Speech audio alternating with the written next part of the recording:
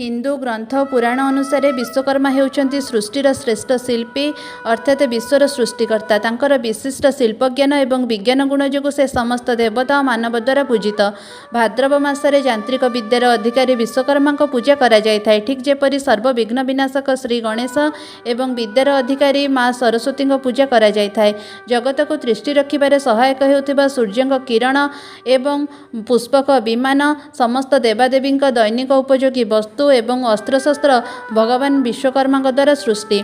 पुराण रे पढ़ीचे राजा इंद्रद्युम्न जेतेबेले दारु लाभ कले मूर्ति निर्माण निमित्त बढ़ई खोजुथिले। ठीक से समय एक वृद्ध बढ़ईर रूप नहीं देवशिल्पी विश्वकर्मा अनंत महाराणा नाम राजा सह चुक्ति करी तीन ठाकुरंक मूर्ति निर्माण करथिले।